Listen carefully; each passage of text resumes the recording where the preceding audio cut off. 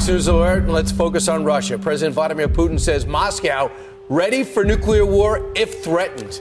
Putin's latest warning to the West as some NATO nations like France and Poland refuse to rule out sending troops to Ukraine. Lucas Tomlinson joins us live from Washington. In a time that we're getting hit from all sides, now we've got Putin warns the West of nuclear conflict. This being said, and also hearing that they got attacked by drones, not to mention I got a brand new recording that I want you guys to see. And I'm also reading reports that a coup is underway in Russia and Putin had been evacuated to Siberia. So with threats coming from Putin saying that we've got better technology, bigger nukes, faster ones, and far more superior technology, and he says, you threaten us, gonna push the button. Well, with the reports that I'm seeing, we're poking the bear. Let's bring you up to date with the news that's floating around out there today.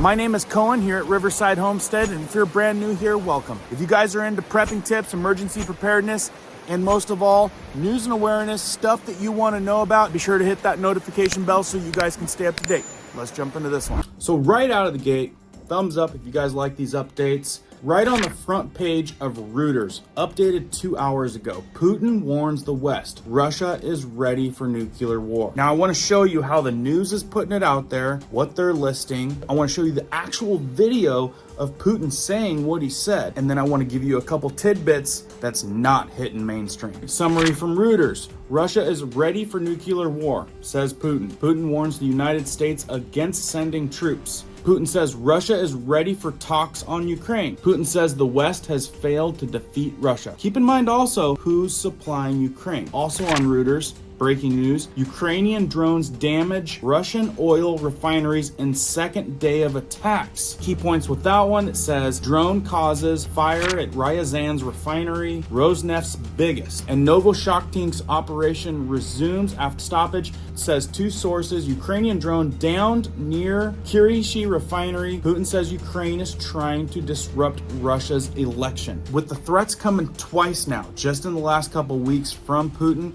you've got even the leaders in Poland saying prepare for the worst. So also let's see how Fox News is putting it out there, which is going to lead right into playing this tape. Fox News alert, and let's focus on Russia. President Vladimir Putin says Moscow ready for nuclear war if threatened.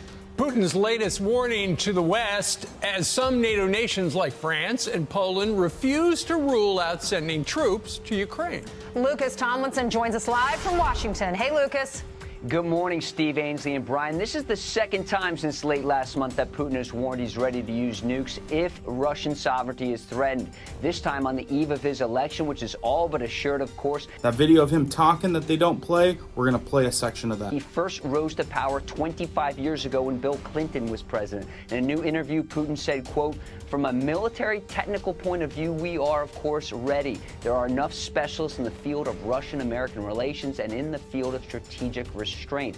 Therefore, I don't think that here everything is rushing to nuclear confrontation, but we are ready for this. Putin added he doesn't think the world is headed toward nuclear war. The nuclear threats have ramped up after French President Emmanuel Macron recently refused to rule out sending troops to Ukraine. As you guys mentioned, House Democrats and some centrist Republicans are looking at a way to force a vote on the Senate's $95 billion aid package for Ukraine, Israel, and Taiwan, using a discharge petition, a procedure that has not been used in Congress in nearly a decade. The GOP has another bill that would reduce spending to $66 billion to focus on weapons for Ukraine, as well as money to strengthen the southern border of the United States. I don't know if you guys have been following along, but there is billions and trillions of dollars being spent left and right. Where's the money coming from? Aside from us paying our taxes and us paying a lot of this, printing money out of thin air. That's what's going on. President Biden's new budget only increases defense spending by 1%, which is a cut when you factor in inflation. This would be the fourth straight cut to defense under Biden. And in case you guys are wondering, the U.S. military keeps tactical nukes in Europe in 5 countries: Belgium, Germany, Italy, Netherlands, and Turkey. And Britain is prepared to bring American nukes back after removing them back in 2008, guys. You're picking up what he's putting down. We continue to cut the spending for our own security while we flood other countries with tons of funds. Now I'm going to show you exactly in a video what Putin said. And in a time of this, when I brought this up just a couple days ago, I didn't realize how many of you guys didn't have a Jace case yet. Stocking up on emergency medications and medications that you're on for up to a year, that's a solid, good safeguard for many reasons. The big reason I bring it up today is because there's a deadline. An FSA grace period ends on March 15th. So don't let your funds go to waste. And that goes for FSA and FHA providers. The Jace case and the kids case, have you thought about that? They are typically eligible. Not a bad idea to have medications for kids. Also something I often think about, medications with travel. Planning a trip, learn how to avoid being detained when traveling with your prescriptions and medications. And right now there's a March special. Got anti-malaria medication, real good one to have if you happen to travel. Or for even those times when you're thinking, what do I buy this person for a gift? You can give the gift of peace and mind. I would have loved it if somebody would have got me this as a gift. So maybe you know someone that might not pick this up, but you could give it to them as a gift, even the kids one. Either way, I've got a special discount code for our community only if you guys want to look into that. So in this video floating around, let's see what Vlad has to say. Можно быть к этому готовы? Мы действительно готовы к ядерной войне? Ну, с военно-технической точки зрения мы, конечно, готовы. Они у нас постоянно находятся в состоянии боевой готовности.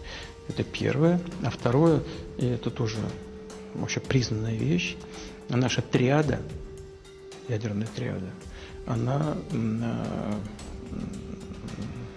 является более современной, чем любая другая триада. Таких триад только вот у нас, да, американцы, на самом деле. И мы здесь продвинулись гораздо больше. У нас она более современная.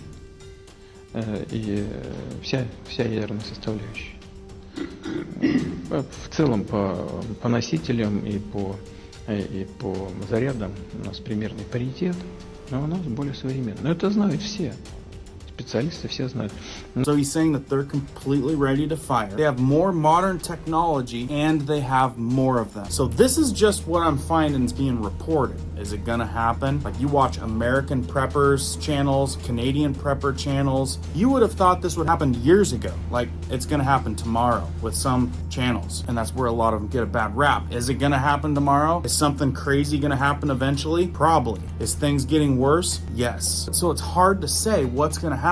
But being aware of what's going on, being as prepared as possible for whatever you want to be prepared for, I would say is taking emergency preparedness and awareness to a safe place for you and your family. Because we've got reports that he said, you mess with us, I'm going to push the button. You look up on world news or Russian news, you'll see that Ministry of Defense, Air Defense destroyed 58 UAVs of the armed forces of Ukraine over 6 regions of the Russia Federation. And some of these things exploded. And then there's reports, oil refineries and many other things getting destroyed. Right here, this headline from Donetsk, March 13th, about 100 Ukrainian drones were neutralized over the DPR in a day. There's no shortage of the attacks continually coming. So when that happens and we fund it, and you got the big old country telling us not to poke the bear, it's got to make you wonder, how much is he going to take? And like I said, I've got reports from people, I couldn't validate it, but